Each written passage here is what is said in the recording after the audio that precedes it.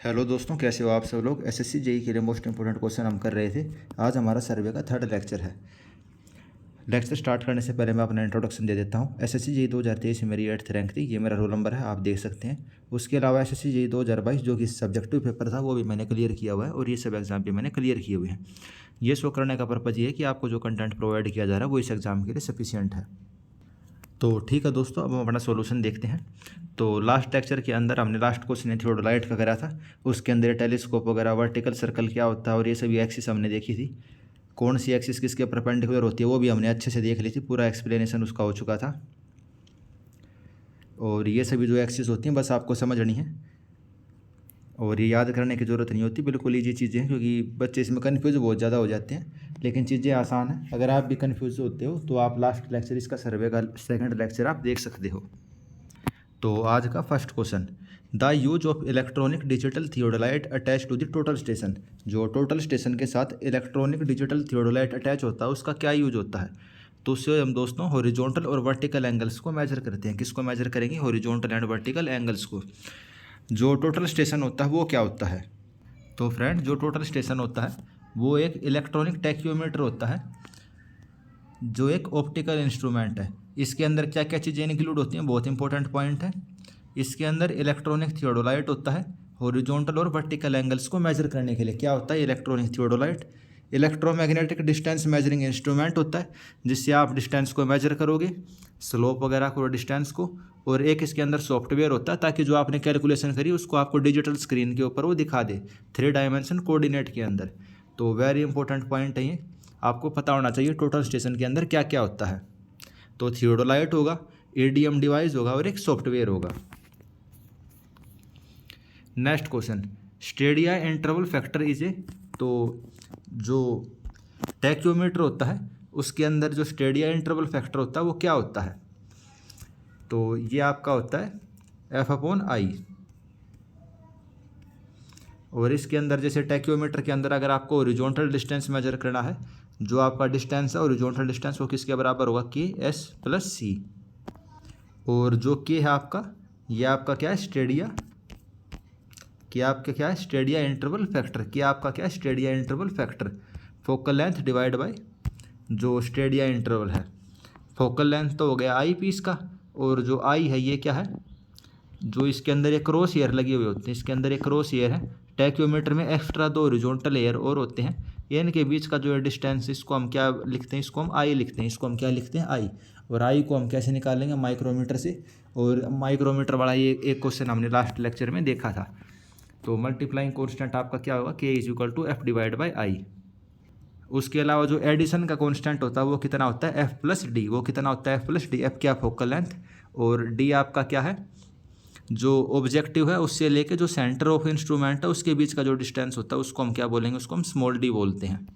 तो क्वेश्चन के अंदर आपसे ये C निकालने के लिए दे सकता है, या फिर K, यानी कि C addition constant, K multiplying constant, या फिर स्टेडिया इंटरवल फैक्टर भी बोलते हैं इसको।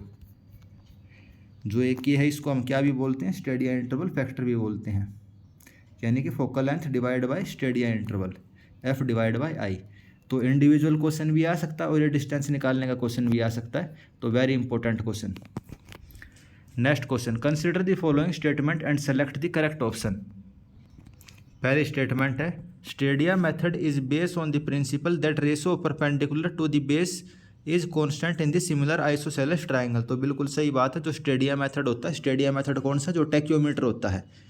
टैक्योमीटर के अंदर ये वाला मेथड यूज करते हैं। जैसे मैंने आपको बताया, इसके अंदर एक क्रॉस एयर होते हैं और इसके अंदर क्या होता है? ये आपका इंस्ट्रूमेंट है, यहाँ आपका स्टाफ रखा हुआ है। आप यहाँ पे स्टाफ रखोगे, यहाँ पे स्टाफ रखोगे, ऐसे आप इसके अंदर रीडिंग लेते हो।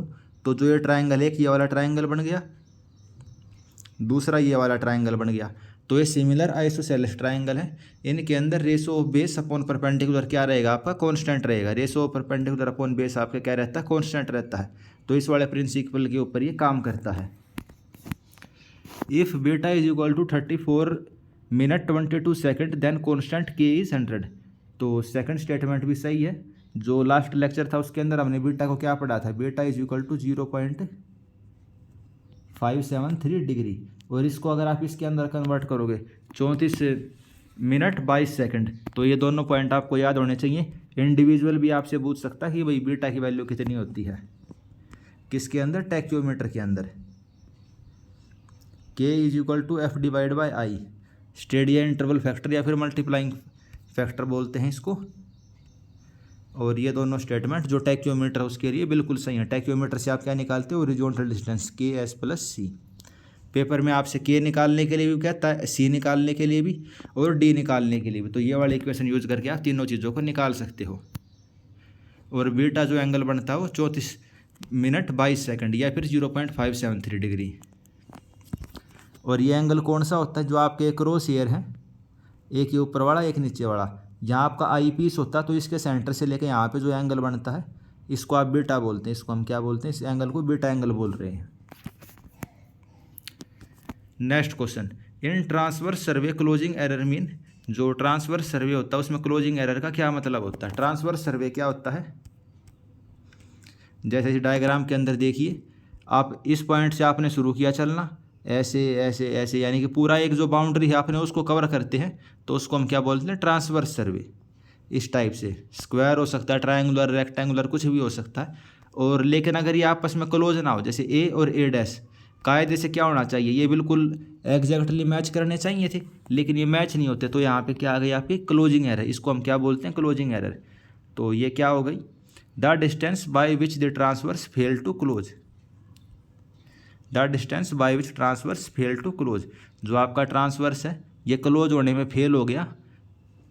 ये दोनों ए और ए डैश पॉइंट एक जगह पे आने चाहिए थे, लेकिन इनके बीच का जो डिस्टेंस है वो हमारा क्या होगा, क्लोजिंग एरर होगा। क्लोजिंग एरर की वैल्यू क्या होती है, ये जो सिंपली तो पाइथागोरस थ्योरम ने लगा रखी है कि भाई लैटिट्यूड का स्क्वायर प्लस डिपार्चर का स्क्वायर और उसका अंडर रूट कर दिया। सिंपल वही है ना पाइथागोरस थ्योरम। ये आपका ए डैश पॉइंट है, ये ए पॉइंट है, ये आपका लैटिट्यूड है, ये आपका डिपार्चर है। तो जो इनके बीच की एक क्लोजिंग एरर है ये क्या होगी, लैटिट्यूड का स्क्वायर प्लस डिपार्चर का स्क्वायर और उसका आप अंडर रूट कर दोगे, यही होगी ना क्लोजिंग एरर। तो ये वाली चीज़ निकालने के लिए पेपर में देता है, 2023 में क्वेश्चन आया था इसका। टेन थीटा निकालने के लिए भी देता है। टेन थीटा किसके बराबर होगा, जो यहाँ से एंगल बनता है इसको हम टेन थीटा बोलते हैं। टेन थीटा किसके बराबर होगा, departure upon latitude, sum of departure upon sum of latitude is equal to E X upon E Y. और अगर कोई भी एरर नहीं होगी, कोई भी एरर नहीं होगी, तो समेशन ऑफ डिपार्चर किसके बराबर होगा, 0 के बराबर। और समेशन ऑफ लैटिट्यूड किसके बराबर होगा, ये भी 0 के बराबर होगा। अगर कोई भी एरर नहीं होगी, तो एरर होगी तो आप ऐसे निकाल लोगे। टेन थीटा निकालने के लिए बोलेगा तो ई एक्स अपॉन ई वाई, यानी कि एक्स वाला कोऑर्डिनेट ऊपर, वाई वाला कोऑर्डिनेट नीचे, और जो आप थीटा निकालते हो आप ये वाला थीटा निकालोगे, ठीक है। Relative error of the closure is the ratio of, तो रिलेटिव एरर ऑफ क्लोजर किस चीज़ का रेशो होता है, तो ये रेशो होगा जो टोटल एरर है, closing error divide by perimeter of the transverse. Closing error क्या होती है हमने यहाँ देख लिया था, ए इंटू ए डैश, यानी कि इसके बीच का जो डिस्टेंस है वो क्लोजिंग एरर है, डिवाइड बाय जो इसका पूरे का पेरीमीटर है ट्रांसवर्स का, जो ये पूरी शेप बन रही है उसको हम क्या बोलेंगे, ट्रांसवर्स। ये रेक्टेंगुलर हो सकती है, स्क्वायर हो सकती है, ट्रायंगुलर हो सकती है। तो रिलेटिव एरर ऑफ क्लोजर क्या होती है, ई डिवाइड बाई पी, यानी कि total error divide by perimeter.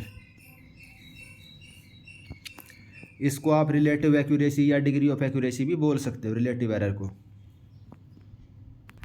थोड़े आपको क्वेश्चन डिफिकल्ट अगर लग रहे हैं तो दिक्कत लेने वाली बात नहीं है, सभी क्वेश्चन इतने डिफिकल्ट नहीं आते। ये तो हमने कंसिडर वे वाले क्वेश्चन करे हैं जो आपको समझने में थोड़ी दिक्कत हो सकती है, क्योंकि आसान वाले क्वेश्चन तो आप वैसे भी समझ लोगे, बाकी इंपॉर्टेंट क्वेश्चन है ये सभी।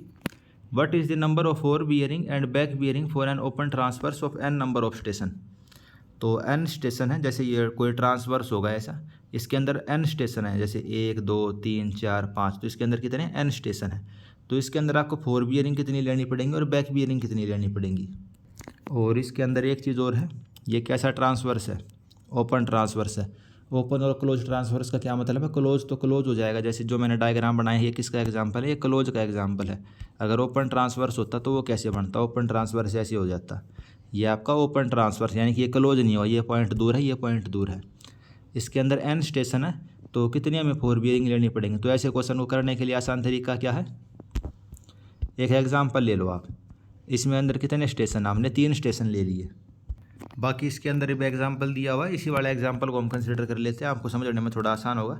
जैसे ये आपका ओपन ट्रांसवर्स है, ये क्लोज नहीं हो रखा है, इसमें कितने स्टेशन है, 1 2 3 4 5 6 स्टेशन है इसके अंदर, ठीक है। तो आप कौन से स्टेशन पे कौन सी बियरिंग लोगे।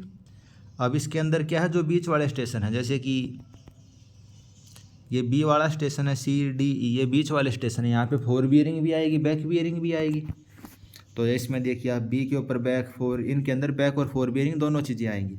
लेकिन जो एंड वाले स्टेशन है, ए वाले स्टेशन के ऊपर क्या केवल आप फॉरवर्ड देख सकते हो, केवल 4 बियरिंग आएगी, और जो एफ वाला स्टेशन है उससे आप केवल पीछे देख सकते हो, तो केवल 4 बियरिंग आएगी। तो मान लो 6 स्टेशन थे, तो उससे एक कम आपकी आएगी 4 बियरिंग और एक कम आएगी बैक बियरिंग। तो नंबर ऑफ बैक बियरिंग और 4 बियरिंग आपकी कितनी आएंगी, n-1 और n-1। ये कितनी हो जाएंगी, n-1 और n-1। इसको आप लेवलिंग वाली 4 बियरिंग कन्फ्यूज मत करना। जो हम लेवलिंग करते हैं ना, लेवलिंग में भी हम 4 बियरिंग बैक बियरिंग लेते हैं, वो बैक बियरिंग अलग है। जो एक कंपास सर्वे करते हैं उसके अंदर हम क्या पढ़ते हैं भाई, back bearing is equal to forward bearing plus minus 180 degree, ये पढ़ते हैं ना। तो ये वाली बैक बियरिंग और 4 बियरिंग की बात हो रही है, क्योंकि ये ट्रांसवर्स का क्वेश्चन है। तो ए से केवल आप आगे की तरफ देख सकते थे और एफ से केवल आप पीछे की तरफ देख सकते हो। तो एक यहाँ पे 4 बियरिंग, एक यहाँ पे बैक बियरिंग, और अंदर वालों के लिए सब के लिए बैक बियरिंग 4 बियरिंग दोनों आएंगे। तो n-1 आपकी 4 और बैक बियरिंग हो जाएंगी। Next question, in traverse by included angle method which of the following is correct. जो इंक्लूडेड एंगल मेथड से आप ट्रांसवर्स कर रहे हो तो कौन सी स्टेटमेंट करेक्ट है, इंपॉर्टेंट क्वेश्चन है। If the direction of progress is counter clockwise the included angle measured clockwise are interior angle. जो हम इंक्लूडेड एंगल की डेफिनेशन पढ़ते हैं, हम क्या पढ़ते हैं कि भाई जो पिछली लाइन होती है उससे अगली लाइन की भी ऊपर आप जो एंगल को मेजर कर रहे हो क्लॉकवाइज डायरेक्शन में, उसको आप क्या बोलते हो, इंक्लूडेड एंगल। तो किसी टाइम तो वो इंटीरियर एंगल होता, कभी वो एक्सटीरियर एंगल होता। तो वही चीज़ इस क्वेश्चन के अंदर बुझी हुई है। अगर आप क्लॉकवाइज सर्वे कर रहे हो, पहले में एंटी क्लॉकवाइज। एंटी क्लॉकवाइज कैसे, यहाँ से ऐसे चले, ऐसे ऐसे ऐसे, तो ये आप क्या है, एंटी क्लॉकवाइज, घड़ी की विपरीत दिशा में। अगर आप इस तरीके से सर्वे कर रहे हो तो जब आप इंक्लूडेड एंगल निकालोगे, इंक्लूडेड एंगल क्या होता है, पिछली लाइन से अगली लाइन के ऊपर, ये पिछली लाइन है उससे अगली लाइन के ऊपर क्लॉकवाइज डायरेक्शन में। क्लॉकवाइज डायरेक्शन में आपने एंगल को मेजर किया तो ये क्या चीज़ आ गई, ये आपका इंटीरियर एंगल आ गया ना, ये आपका अंदर वाला एंगल आ गया। तो पहली स्टेटमेंट है, अगर काउंटर क्लॉकवाइज है तो इंक्लूड एंगल इंटीरियर, तो पहली स्टेटमेंट सही है। अगर क्लॉकवाइज सर्वे कर रहे हैं तो इंटीरियर एंगल होगा, इसको भी देख लेते हैं। क्लॉकवाइज सर्वे कर रहे हैं हम,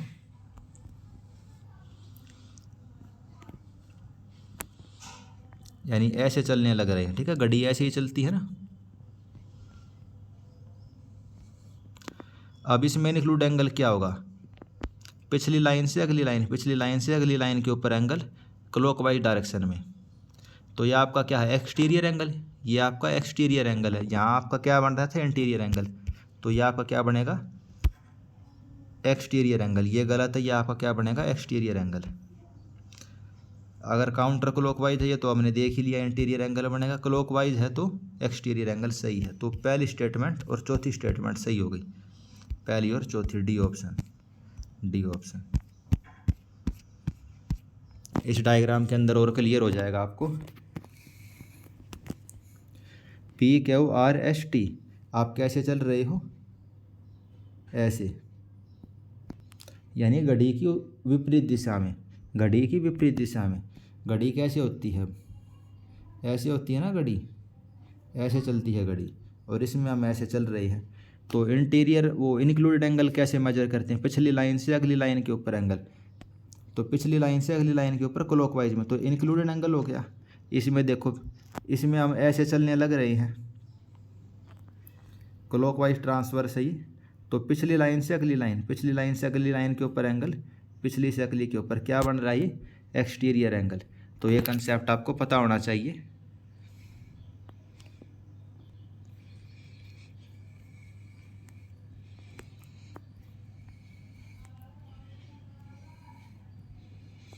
अगर आप एंटी क्लॉकवाइज जा रहे हो तो इंटीरियर एंगल बनेगा, अगर क्लॉकवाइज जा रहे हो तो एक्सटीरियर एंगल बनेगा। तो याद कर लेना, बाकी याद करने का है नहीं, इसमें समझने का था। आई होप आपको समझ आ गया होगा। In an adjusted level when the bubble is centred the axis of bubble tube become parallel to, जो बबल ट्यूब अगर बिल्कुल अपने सेंटर में होगी तो वो किस चीज़ के पैरेलल होती है? हमने कई बार देखा ये वाला क्वेश्चन, वो किसके पैरेलल होगी? लाइन ऑफ कोलिमेशन के। जो कल हमने थियोडोलाइट वाले क्वेश्चन करे थे उसके अंदर भी देखा था कि भाई यहाँ पे आपका टेलीस्कोप होता है, यहाँ बबल ट्यूब होती है, जब वो बिल्कुल अपने सेंटर में होगी तो वो किसके पैरेलल होगी? लाइन ऑफ कोलिमेशन के। बबल ट्यूब सेंटर होगी तो लाइन ऑफ कोलिमेशन के पैरेलल होगी। लाइन ऑफ साइट क्या होती है? जो ऑब्जेक्टिव के सेंटर से लेके क्रॉस ईयर तक, क्रॉस ईयर के सेंटर से लेके जो ऑब्जेक्टिव का सेंटर है उसको हम क्या बोलेंगे? Line of site. अगर लाइन ऑफ साइट हॉरिजॉन्टल हो जाए, कन्फ्यूज रहते हो तुम, इसको याद रख लेना। लाइन ऑफ साइट अगर हॉरिजॉन्टल हो जाए तब उसको लाइन ऑफ कोलिमेशन बोलते हैं। और बबल ट्यूब जब सेंटर होगी तो अब वो किसके पैरेलल होगी? लाइन ऑफ कोलिमेशन के। एक्सिस ऑफ टेलीस्कोप क्या होती है? ऑप्टिकल सेंटर ऑफ ऑब्जेक्टिव के सेंटर से लेके आई पीस के सेंटर को आपस में जोड़ने वाली लाइन एक्सिस ऑफ टेलीस्कोप। और लाइन ऑफ साइट में क्या डिफरेंस है? इसमें क्रॉस ईयर का सेंटर आता है, लाइन ऑफ साइट में क्रॉस ईयर का सेंटर आता है। Next question, line normal to the plumb line, जो प्लम लाइन के नॉर्मल जो लाइन होती है उसको हम क्या बोलते हैं? उसको हम बोलेंगे लेवल लाइन। उसको हम क्या बोलेंगे? Level line. प्लम लाइन क्या होती है? जैसे भाई आपने रस्सी के साथ किसी चीज़ को बांध दिया तो जो बिल्कुल अर्थ के सेंटर के ऊपर पॉइंट करती है वो होती है प्लम लाइन, और उसके जो परपेंडिकुलर होगा आर पॉइंट पे वो क्या होगा? वो आपकी लेवल लाइन होगी, वो आपकी लेवल लाइन होगी। आप देख सकते हो लेवल लाइन ये होती है। और हॉरिजॉन्टल लाइन क्या होती है? इसके जो टेंजेंट बनेगा वो क्या होती है? Horizontal line. टेंजेंट क्या होती है? Horizontal line.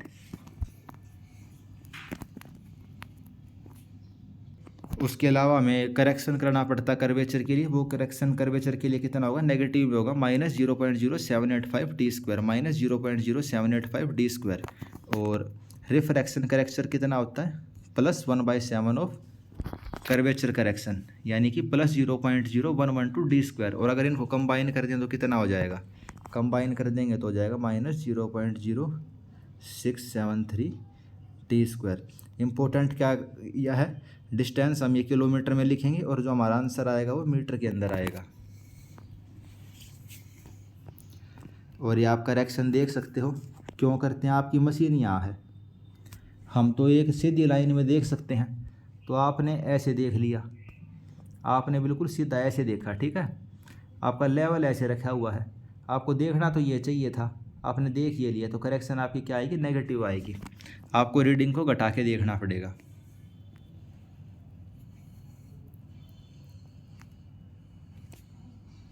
Next question, an internal focusing type telescope में be focus by the movement of, जो इंटरनल फोकसिंग टेलीस्कोप होता है उसको हम किसके मूवमेंट के जरिए फोकस करेंगे? तो इंटरनल फोकसिंग टेलीस्कोप के अंदर कनकेव लेंस होता है। इंटरनल फोकस टेलीस्कोप के अंदर क्या होता है? कनकेव लेंस होता है, और उसकी हेल्प से हम उसको फोकस करते हैं। इंटरनल फोकस के अंदर क्या होता है? Concave lens.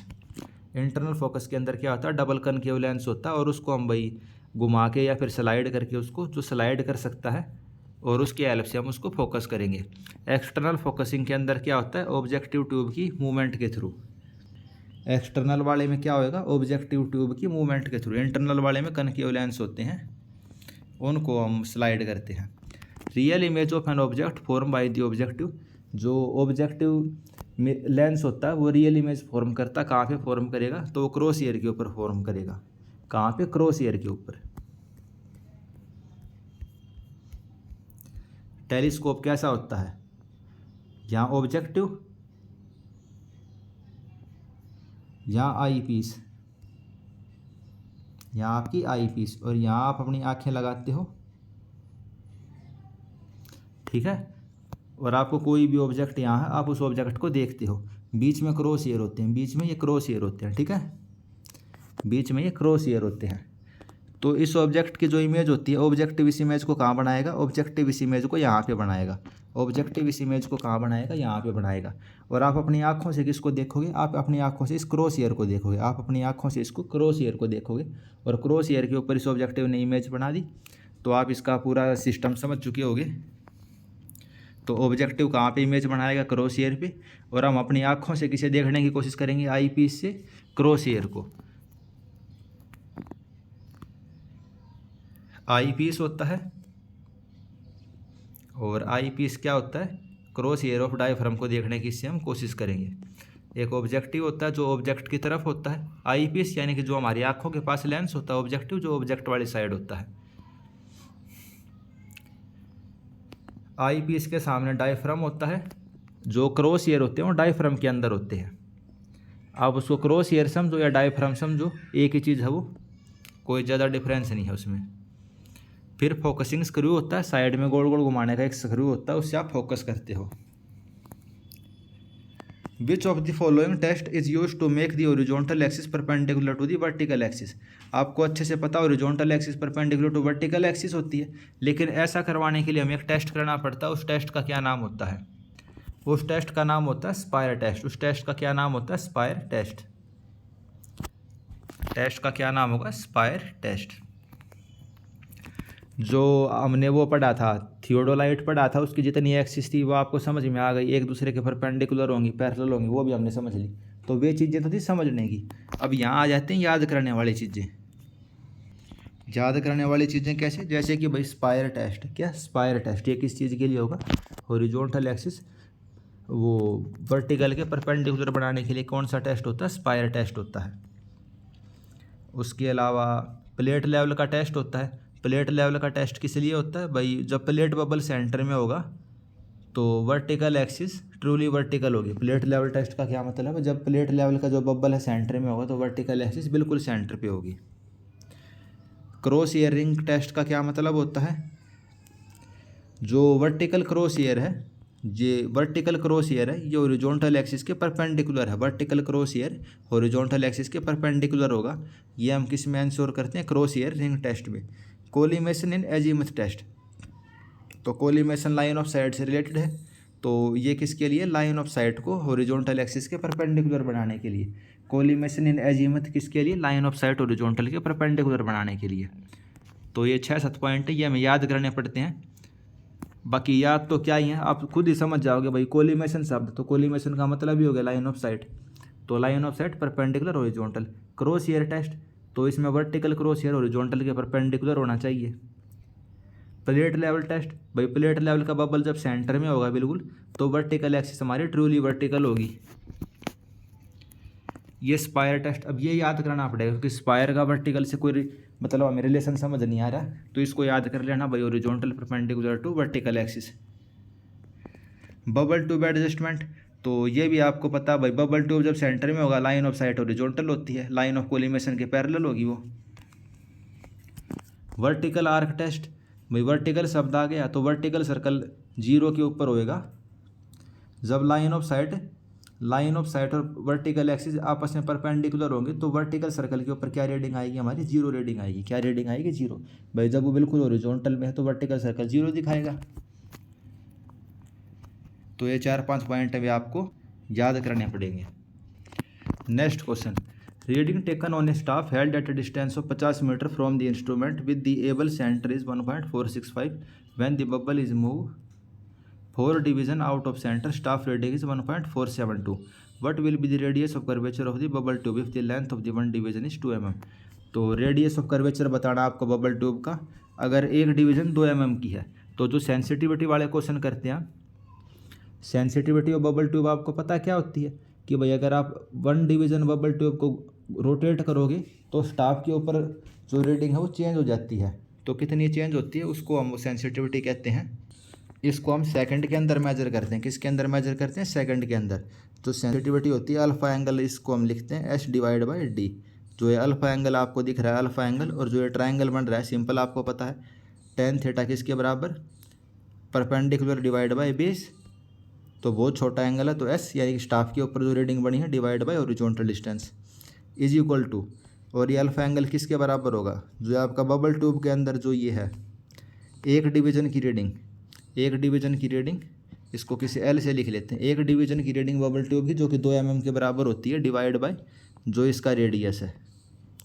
अगर n डिवीज़न से घूमा है तो यहाँ पे n डिवाइड कर देते हैं, या फिर इस n को आप जहाँ भी लिख सकते हो n × L divide by R। तो n जब नीचे जाएगा तो इसको हम ऐसे लिखते हैं alpha is equal to L/R is equal to S/ND। तो सिंपल जो डायग्राम इससे भी आपको समझ में आ रहा है भाई tan थीटा क्या होता है, perpendicular upon base. tan theta बहुत छोटा है तो tan थीटा को हम थीटा लिख रहे हैं, यानी कि इसमें अल्फ़ा लिख रहे हैं हम उसको। Alpha is equal to S/d, या फिर जो ये length of curve divide by radius. अब क्वेश्चन पे आ जाते हैं। डिस्टेंस आपको 50 मीटर दिया हुआ है। जब बबल ट्यूब सेंटर है तो हमें क्या दिखाई दे रही थी रीडिंग 1.465। जब वो 4 डिवीजन चल पड़ा, जब बबल ट्यूब को आपने थोड़ा टेढ़ा कर दिया, टिल्ट कर दिया, तो स्टाफ ने कितना देखा 1.476। भाई जब वो बिल्कुल सीधा था तब तो उसको यहाँ पे कुछ दिखाई दे रहा था, जब आपने उसको टेढ़ा कर दिया तो उसको ये चीज़ दिखाई देगी। तो इसके बीच में जो डिफरेंस आ गया वो कितना है, वो हम निकाल लेंगे इन दोनों के डिफरेंस से। और 4 डिवीजन उसको चलना पड़ा है। तो सबसे पहले आपने एस निकाल लिया। भाई स्टाफ के ऊपर कितनी है 0.007 metre. Length of one division 2 × 10⁻³ sensitivity मैंने आपको पहले ही बताई थी क्या होती है, D/R। अब जैसे मैंने आपको समझाया था तब मैंने D की जगह L लिखा था, तो L/R is equal to S/N × D। ये आपकी सेंसिटिविटी होती है। बस इसको आपको एक दूसरे को लिखना है। तो डी आपको कितना दिया हुआ है 2 × 10⁻³ भाई बबल ट्यूब की एक डिवीजन कितनी है 2 mm की, 2 × 10⁻³ आपने मीटर में लिख दिया, divide by radius is equal to staff पे रेडिंग 0.007 L × M। भाई 4 डिवीजन चला है और लेंथ कितनी थी, हॉरिजॉन्टल डिस्टेंस आपका कितना था 50 मीटर। यह आपका डिस्टेंस 50 मीटर है। तो बहुत ईजी क्वेश्चन है, बस आपको समझ रहे हैं क्या है भाई। अल्फ़ा किसके बराबर है S/d। अल्फ़ा किसके बराबर है, ये कर्व की लेंथ डिवाइड बाय रेडियस। आपस में इक्वेट करवा दिया तो आपका रेडियस आ गया 52.14 metre. Next question, calculate the error in the staff reading on staff at a distance of 100 mm due to the out of the centre of bubble by the 4 division. तो ये भी sensitivity वाला question है। जो आपका bubble है 4 division से बाहर हो गया है और आपका लेवलिंग स्टाफ कितने डिस्टेंस पे रखा हुआ है 100 mm पे। ये गलत लिखा हुआ है, 100 mm नहीं होगा, ये 100 मीटर होगा। ठीक है भाई, जो स्टाफ होता है वो 100 mm दूर थोड़ी ना, वो 100 मीटर दूर होगा कम से कम। तो खुद भी अपने को दिमाग लगाना पड़ता है। 4 डिवीजन से आपने बबल को आउट कर दिया। सेंसिटिविटी ऑफ बबल ट्यूब कितनी होगी, वो 30 सेकंड दी हुई है आपको पर 2 mm डिवीजन के लिए। सेंसिटिविटी आपको दी हुई है 30 सेकंड। तो इसमें भी वही सिंपल फार्मूला लगाना आपको, सेंसिटिविटी किसके बराबर होगी। सेंसिटिविटी का फॉर्मूला मैंने आपको बताया था किसके बराबर होगा, S/d। S/d, S यानी कि स्टाफ के ऊपर जो intercept divide by horizontal distance is equal to, और किसके बराबर होती है, जो ये कर्व की लेंथ है L/R। अब हमें इस क्वेश्चन में L और R का यूज नहीं है, हमें S और D का यूज है। तो जो सेंसिटिविटी है वो किसके बराबर होती है, S/N × D। यहाँ हमने D लिखा केवल एक डिवीजन के लिए। अगर 4 डिवीजन होता तो N का मतलब हो जाता भाई 4 डिवीजन से आउट है, 5 डिवीजन से आउट है। और ये हमारा आंसर किसके अंदर है, ये रेडियन के अंदर है। इसको हम सेकंड में कन्वर्ट करते हैं। 1 रेडियन किसके बराबर होता है 57-58 डिग्री के आसपास होता है। और इसको सेकंड में लिखेंगे तो कितनी सेकंड होती हैं 20, 62, 65, 20, 62, 65। तो 20, 62, 65 इतनी सेकंड के बराबर होता है। तो वो तो याद करने के ऊपर बात है कि भाई मैंने इसको हिंदी में इस तरीके से पोएम से बना के याद कर लो 20, 62, 65। तो सेंसिटिविटी किसके बराबर होती है S/N × D मल्टीप्लाई बाई 20, 62, 65। तो सेंसिटिविटी 30 सेकंड दी हुई है। लेंथ आपको 100 मीटर दूर दिया, 4 डिवीजन से वो आउट था। तो स्टाफ के ऊपर कितनी एरर आ जाएगी, स्टाफ आ जाएगी 0.058। यानी आपका जो स्टाफ है बबल ट्यूब आपकी 4 डिवीजन से गोल गोल घूम जाएगी। तो ये कितना इसमें एरर आ जाएगी 0.058। समझ रहे हो ना बात। जब बबल ट्यूब बिल्कुल सेंटर में होगी तब लाइन ऑफ साइट हमारी क्या हो जाएगी, लाइन ऑफ कोलिमेशन, यानी कि बिल्कुल आप सामने देख रहे हो। लेकिन अगर आपने इसको रोटेट कर दिया, थोड़ा सा ये टेढ़ा कर दिया, तो आप इस दर देख रहे हो, तो यहाँ स्टाफ पे जो आपकी रीडिंग चेंज हो जाएगी ना, तो कितनी चेंज होगी हमने वही निकाल ली है। Next question, which of the following is disadvantage of the internal focus telescope. Internal focus telescope अभी हमने थोड़ी देर पहले देखा था ना। इंटरनल फोकस टेलीस्कोप में क्या होता है, डबल कनकेव लेंस होता है। Double concave lens, 2 concave lens होते हैं। तो इसके अंदर हमें क्या करना पड़ता है, 2 सेपरेट ट्यूब प्रोवाइड करनी पड़ती हैं। This as a 2 separate tube, यही इसका डिसएडवांटेज है। इंटरनल फोकस टेलीस्कोप में क्या होते हैं, 2 कनकेव लेंस। अब इस टाइप के क्वेश्चन देख के आपको ये नहीं सोचना कि भाई हमारे सर ने तो ये चीज़ आपको इंटरनल टेलीस्कोप नहीं पढ़ाया था या फलानी चीज़ नहीं पढ़ाई थी। इसका मतलब बिल्कुल नहीं है कि भाई आपको ये चीज़ें पढ़नी है, प्रीवियस ईयर में इतना चीज़ें आई हुई थी, बस आपने वो वाला क्वेश्चन को देख लिया, वो सफिशियंट है। अब ये नहीं है कि आप internal focusing telescope Google search करने के लिए बैठे हुए भाई क्या होता है, पूरा पढ़ना है उसको।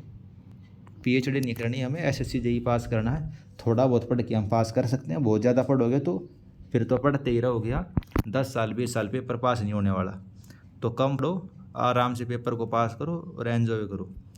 Next question, a line of level has been run from a bench mark of elevation 125 and ends at the another bench mark of elevation 125.45।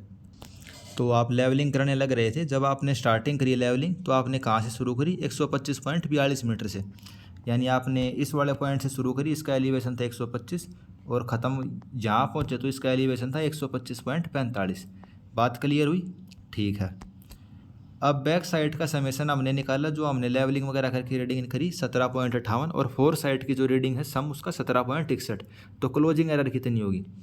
तो जब हम चेक लगाते हैं लेवलिंग वगैरह करने के बाद हम चेक लगाते हैं, आपको पता अगर कोई भी एरर नहीं होगी तो हम क्या लिखते हैं, summation of back sight minus summation of fore sight is equal to last R L minus first R L is equal to summation of rise minus summation of fall. जब आप चेक लगाते हो लेवलिंग पूरी करने के बाद तो हम यहीं चेक लगाते हैं कि भाई summation back sight minus fore sight is equal to last R L minus first R L is equal to summation rise minus summation of fall. Important formula आपको पता होना चाहिए। तो राइज एंड फॉल वाले का तो हमें इसमें यूज नहीं करना, जो ये फर्स्ट लाइन बची हुई है इसी का हमें यूज करना है।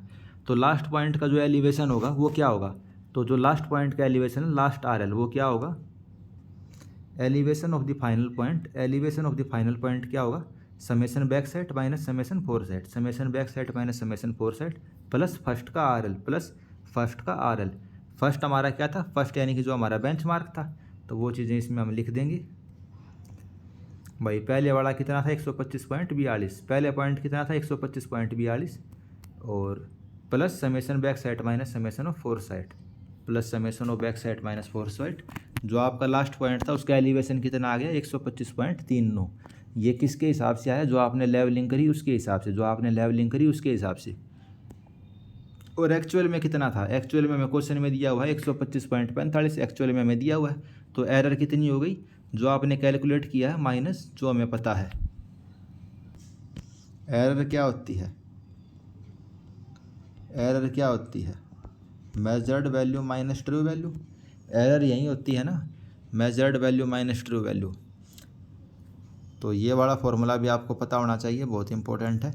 और करेक्शन क्या होती है, करेक्शन होती है true value minus measured value. तो दोनों चीज़ों को याद मत करो, कन्फ्यूज होगी, केवल एरर को याद करो। एरर होती है measured value minus true value. जो आपने कैलकुलेट किया, कंप्यूटेड, आपने कैलकुलेशन करके 125.39 निकाला, क्वेश्चन में दिया होता है 125.45, एरर आ गई माइनस 0.06, एरर आ गई माइनस 0.06। इम्पोर्टेंट क्वेश्चन है, पेपर में बिल्कुल आ सकता है।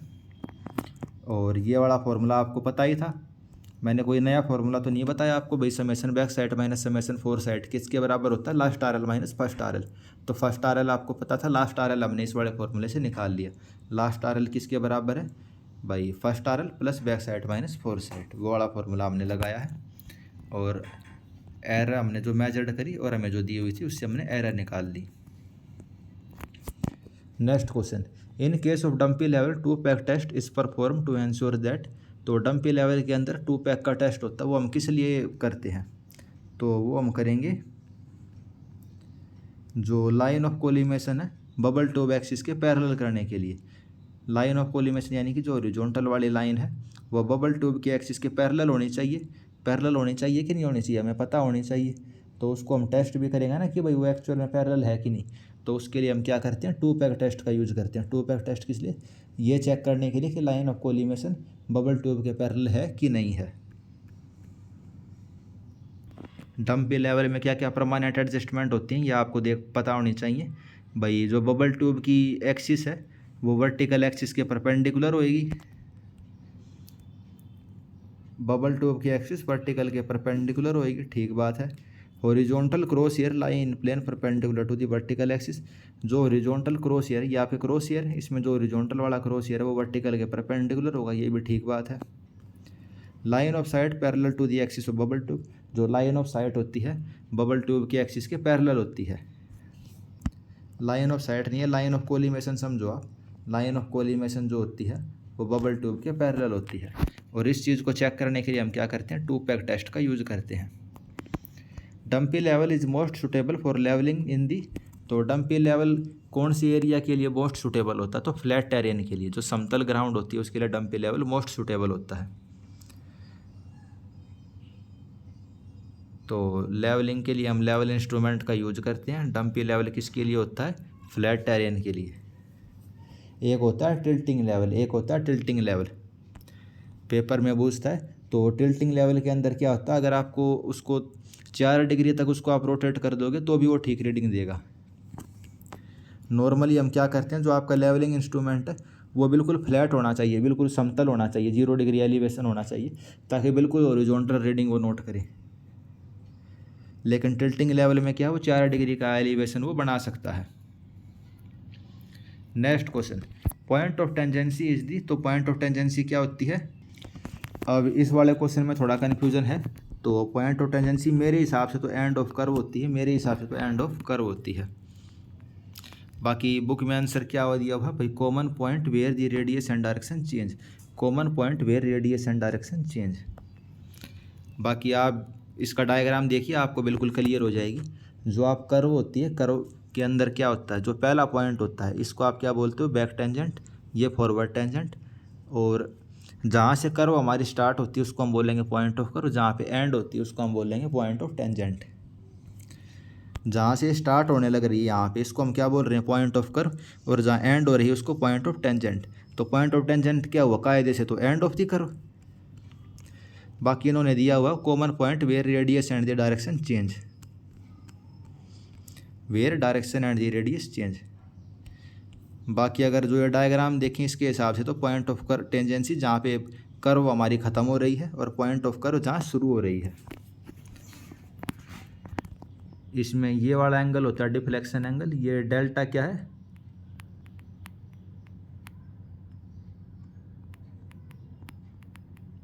डेल्टा क्या है, डिफ्लेक्शन एंगल। उसके अलावा दोस्तों कर्व के अंदर आपको पता होना चाहिए जो सभी पॉइंट हैं। लेंथ ऑफ कर्व कैसे निकालोगे आप, थीटा क्या होता है, एल बाई आर, थीटा क्या होता है, एल बाई आर। तो लेंथ हम कैसे निकालेंगे, लेंथ होती है आर इंटू थीटा। ये थीटा रेडियन के अंदर होना चाहिए, अगर डिग्री के अंदर है तो इसको आप रेडियन में कन्वर्ट करोगे। रेडियन में कैसे कन्वर्ट करेंगे आप, 2 पाई डिवाइड बाई 360 से मल्टीप्लाई करके। तो लेंथ हमारी क्या हो जाएगी, 2 पाई आर डेल्टा बाई 360। तो ये तो आसान चीज़ें आपको वैसे भी पता होंगी। Length is equal to R theta होती है। Point of curve, point of tangent आपको जैसे इसमें दिख रहा है, पॉइंट ऑफ कर्व से ये स्टार्ट हो रही है, पॉइंट ऑफ टेंजेंट पे ख़त्म हो रही है। इधर वाला बैक टेंजेंट, आगे वाला फॉरवर्ड टेंजेंट।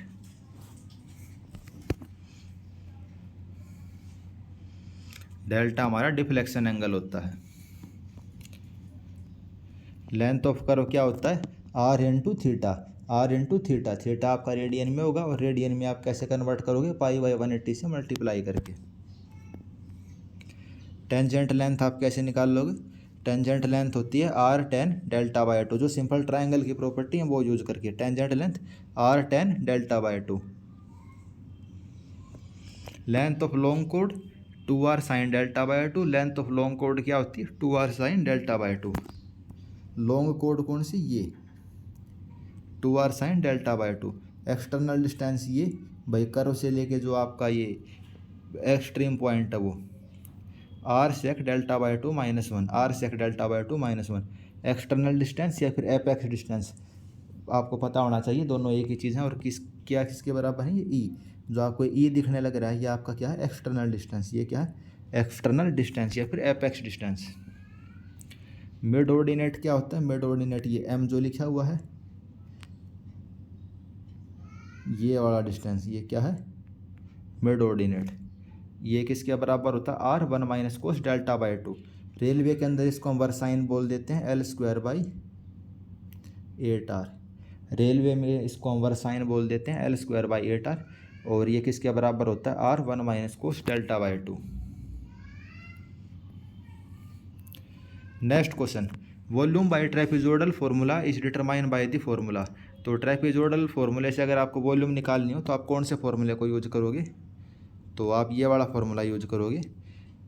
डी तो हो गया distance, first area plus last area divide by 2 plus बीच के जितने भी एरिया हैं। आप वॉल्यूम निकाल रहे हो तो वॉल्यूम निकालते टाइम एक एरिया और इनके बीच का जो डी है ये डिस्टेंस हो गया। इसको इंटरवल कह लो, डिस्टेंस कह लो। D first plus last divide by 2 plus में बीच में जितने बचे हुए एरिया हैं। एक होता है सिम्पसन्स 1/3 रूल। इसके अंदर क्या होगा, distance divide by 3 first plus last plus 4 time even वाले प्लस 2 टाइम ओड वाले। जैसे इसने तो 0 से शुरू करी रीडिंग, अगर हम 1 से शुरू करते रीडिंग तो ये क्या आ जाता 2 4 6 8, इधर क्या आता 3 5 7, यानी कि D by 3 first plus last plus 4 time even वाले 2 टाइम ओड वाले। ये सिम्पसन्स 1/3 रूल का मेथड है। Next question, B is the width of formation.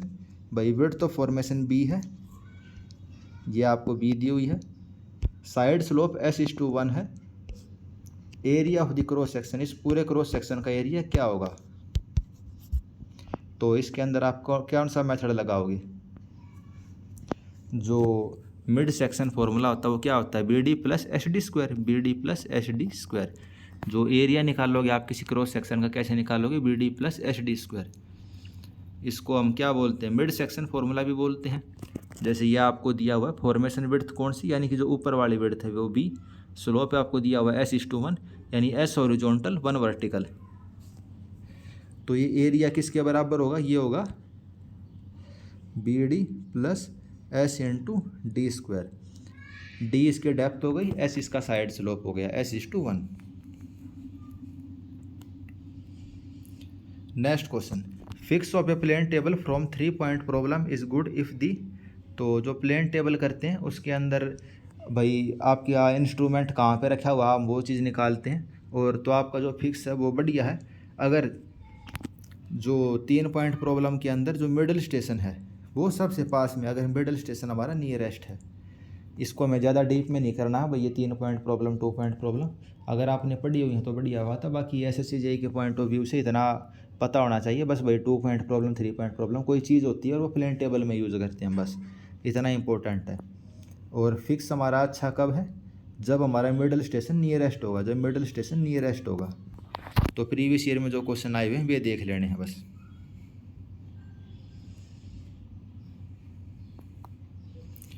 Fix हमारा कब बढ़िया होगा, जब मिडल स्टेशन नियरेस्ट होगा। इसमें ग्रेट सर्कल भी होता है। Great circle is a circle passing through 3 point which location is already plotted in the drawing sheet. जो ड्राइंग शीट में आपने 3 पॉइंट ऑलरेडी प्लॉट किए हुए हैं उनके थ्रू पास होने वाले सर्कल को हम क्या बोलते हैं, ग्रेट सर्कल। तो इतना पता होना चाहिए भाई ग्रेट सर्कल कोई चीज़ होती है। If plane table is not horizontal in a direction at right angle to the alidade. तो प्लेन टेबल हमारी ओरिजोनटल नहीं है एलिडेड के परपेंडिकुलर डायरेक्शन में। तो line of sight is parallel to the fiducial edge only when the. तो line of sight fiducial edge के parallel कब होगी, जब आप हॉरिजॉन्टल साइट कर रहे होगे, जब आप हॉरिजॉन्टल डिस्टेंस देख रहे होगे केवल उसी टाइम होगी। जैसे कि इसमें क्या है, आपका ये एलिडेड होता है। प्लेन टेबल के अंदर जो स्केल होता है, फुटा होता है, उसको हम एलिडेड बोलते हैं। उसके अंदर एक आई वेन होती है, एक ऑब्जेक्ट वेन होती है। आई वेन से आप अपनी आँख को लगा के देखोगे कि भाई हमें ऑब्जेक्ट बिल्कुल सेंटर में दिखाई देना चाहिए। और फिड्यूशियल एज क्या होता है, इस स्केल के साइड में जो ये लाइनिंग सी बनी हुई है ना, इसको हम फिड्यूशियल एज बोलते हैं। तो लाइन ऑफ साइट इस फिड्यूशियल एज के पैरेलल कब होगी, जब हम हॉरिजॉन्टल डिस्टेंस देख रहे होंगे, मतलब बिल्कुल सामने देख रहे होंगे, क्योंकि साइड में तो टेढ़ा मेढ़ा है। क्वेश्चन पढ़िए, प्लेन टेबल हॉरिजॉन्टल नहीं है राइट एंगल की, जो हमारा स्केल है उसके राइट एंगल पे वो हॉरिजॉन्टल नहीं है। तो केवल इस टाइम हमारी लाइन ऑफ साइट पैरेलल होएगी जब हम हॉरिजॉन्टल सामने की तरफ देख रहे हैं, केवल हॉरिजॉन्टल साइट के लिए।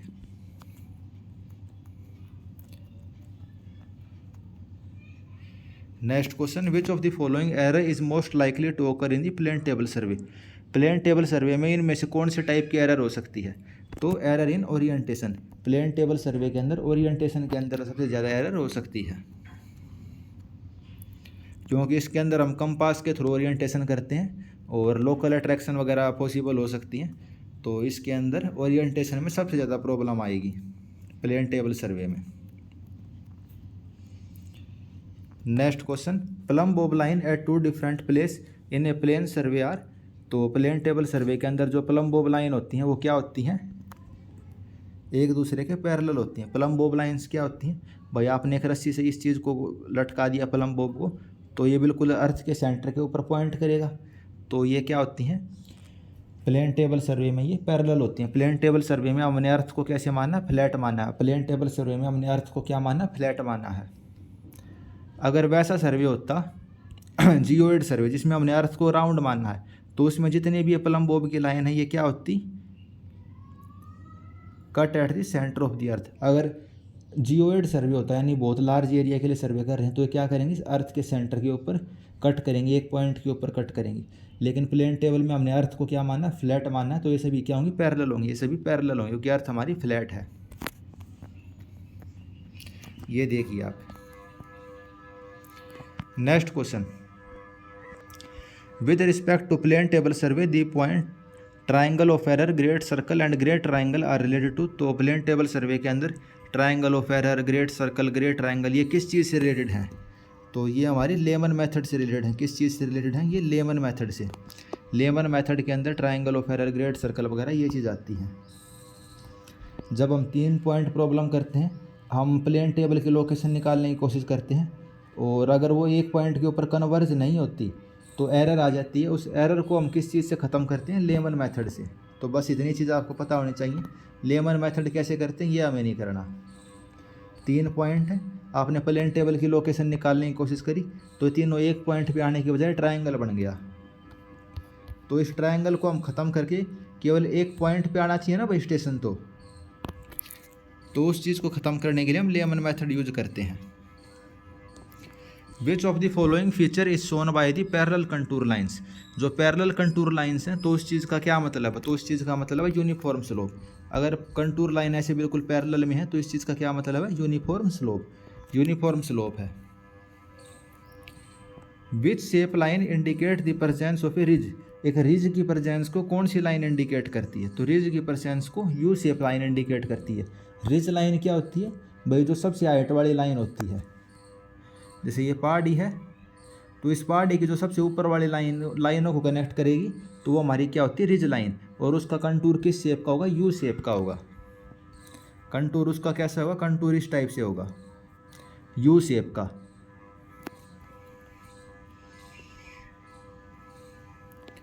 Next question, identify the correct statement. तो इसमें आपसे ये पूछा हुआ कि भाई वैली कर्व किस शेप की कर्व बनाएगी? कंटूर लाइन मतलब रिज लाइन के लिए किस टाइप की शेप बनेगी? तो इस चीज़ को हम देख लेते हैं। इम्पोर्टेंट पॉइंट है ये, पेपर में आपसे पूछ सकता है। Contour do not have sharp turning. Contour के अंदर बिल्कुल शार्प टर्निंग नहीं आएगी। 2023 में भी क्वेश्चन आया था कि भाई नाइफ शेप की कंटूर नहीं पॉसिबल हो सकती। नाइफ यानी कि बिल्कुल पेनी, तो वे कंटूर पॉसिबल नहीं है। शार्प शेप की कंटूर पॉसिबल नहीं है। तो जो रिज लाइन होती है, रिज लाइन यानी कि सबसे ऊंचाई वाली लाइन होती है, उसकी कंटूर लाइन क्या होगी? यू शेप की होगी। और जो वैली लाइन होगी उसके लिए कंटूर लाइन क्या होगी? वी शेप की। वी से वैली, वी शेप कंटूर उसका। और वैली को राइट एंगल पे कट करेंगे, रिज के अंदर भी वो उसको राइट एंगल पे कट करेंगी।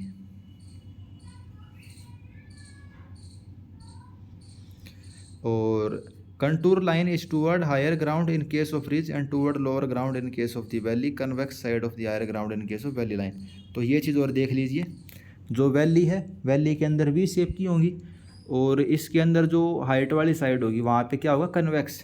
वैली में कन्वेक्स होगा। आप देखिए इसके अंदर जो 100 वाली लाइन है वहाँ क्या बन रहा है? कन्वेक्स। और नीचे की तरफ क्या बन रहा है? कनकेव। और वैली में देखिए जो हाइट वाली है 100 वाली है उस तरफ हमारा क्या बनेगा? कनकेव बनेगा। तो ये चीज़ आपको पता होनी चाहिए। ऑप्शन देख लेते हैं। तो पहली और तीसरी स्टेटमेंट सही है। वी शेप कर्व बनेगी वैली लाइन में, कन्वेक्स साइड रहेगी हायर ग्राउंड में। तो वैली में हमने देखा कन्वेक्स रहेगी हायर ग्राउंड में, याद कर लेना कन्वेक्स रहेगी हायर ग्राउंड में, किस में, वैली में। और कनकेव रहेगी हायर ग्राउंड में, किस में, उसमें रिज लाइन में।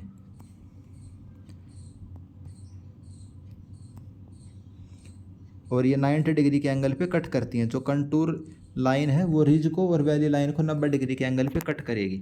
तो ये क्वेश्चन बनता है वैली में वी शेप और कन्वेक्स रहेगी ऊंचाई की तरफ और रिज के अंदर कनकेव रहेगी ऊंचाई की तरफ। Next question, which error can not be eliminated in this survey. तो कौन से टाइप की एरर हम खत्म नहीं कर सकते। तो हम रैंडम एरर को ख़त्म नहीं कर सकते। रैंडम एरर यानी कि भाई नाम से ही पता चल रहा है रैंडम, जो कि एरर हम ख़त्म नहीं कर पाएंगे। Next question, which of the following type of resolution correspondence to the smallest difference in radiant energy detected by the sensor. तो इनमें से कौन सी रेजोल्यूशन ऐसी होती है जो स्मॉलेस्ट डिफरेंस इन एनर्जी को डिटेक्ट कर लेती है। तो वो होती है आपकी रेडियोमेट्रिक रेजोल्यूशन। कौन सी, radiometric resolution. Radiometric resolution, resolution जैसे आपने फ़ोन की रेजोल्यूशन देखी होगी, फ़ोटो की रेजोल्यूशन तो क्या होती है भाई, छोटे से छोटे पिक्सल, जितने छोटे पिक्सल होंगे फ़ोटो के अंदर उतनी ही बढ़िया रेजोल्यूशन। तो वैसे ही जो बिल्कुल छोटे से छोटे एनर्जी के गैप को डिटेक्ट कर लेगी उसको क्या होती है, radiometric resolution. Next question, number of satellite in the GPS. तो जीपीएस के अंदर कितने सैटेलाइट होते हैं। जीपीएस के अंदर 24 सैटेलाइट होते हैं। जीपीएस अमेरिका का है, इसमें 24 सैटेलाइट होते हैं। और किसी एक पॉइंट के ऊपर एक टाइम में कितने सैटेलाइट होंगे, 4 सैटेलाइट होंगे। पेपर में एक क्वेश्चन पूछ जाओगा कि एक पॉइंट पे एक समय में कितने सैटेलाइट होंगे, 4 सैटेलाइट होंगे। तो ठीक है दोस्तों, हमने सर्वे कंप्लीट कर लिया। जो इसमें आखिरी में ये मिसलेनियस वाले क्वेश्चन थे ये भी हमने देख लिए और बाकी सब भी हमने इसमें पूरा सर्वे कंप्लीट कर लिया है। आप सबका थैंक यू भाई इतने अच्छे से पढ़ने के लिए। अब जो आपका आखिरी का टाइम है उसको आप रिवीजन में लगाना, रिवीजन और किस चीज़ में, रीजनिंग में। तो आखिरी के टाइम में आपको ये दोनों चीज़ें करनी है और ज़्यादा टेंशन नहीं लेनी है, क्योंकि भाई जो पढ़ा है वहीं आपके काम आएगा। ज़्यादा टेंशन लेने से नंबर ही कम होएंगे, नंबर बढ़ेंगे नहीं। और पेपर में अच्छे से सो के जाना, क्योंकि एक दिन आखिरी के एक दिन अगर आप ना भी पढ़ो तब भी चल जाएगा। तो क्योंकि जो आपने साल भर पढ़ा अल्टीमेटली काम तो वहीं आना है। बाकी यही 2 चीज़ हैं। अब बचे हुए जो आपके 5-7 दिन हैं, रिवीजन और रीजनिंग। और जो कंप्लीट सिविल है वो हमारी कंप्लीट हो गई है बिल्डिंग मटेरियल कंस्ट्रक्शन को छोड़ के, क्योंकि वो तो थ्योरेटिकल सब्जेक्ट, उसमें ऐसा समझाने का नहीं था कुछ।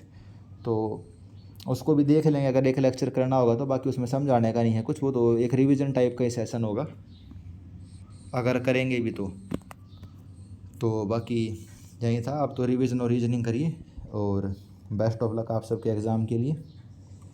आप बढ़िया ही करके आएंगे, इतने दिन से पढ़ रहे हैं। और जो मेन चीज़ है पेपर में वो आपका कॉन्फिडेंस है। पढ़ाई इतनी मायने नहीं रखेगी, आपका कॉन्फिडेंस मायने रखेगा। तो कॉन्फिडेंस के साथ देना, टाइम मैनेजमेंट करना। पहले टेक्निकल को अटैम्प्ट करना 30 से 40 मिनट, फिर 10 से 15 मिनट जो जीके जीएस वाला पार्ट है उसमें तो पढ़ना है, टिक करना है, नहीं छोड़ देना है। फिर करना है 30 से 40 मिनट रीजनिंग वाला पार्ट। फिर अगर कुछ टाइम बच जाता है तो टेक्निकल के जो आपने ऐसे लगे भाई न्यूमेरिकल वाले क्वेश्चन थे या फिर आप कर सकते थे आपने, लेकिन वो मान के कि भाई हमें तो फटाफट एक बार पेपर करना, क्योंकि बड़े क्वेश्चन आप शुरू में नहीं कर पाओगे। तो टाइम बच जाए तो कर लेना, वरना छोड़ देना।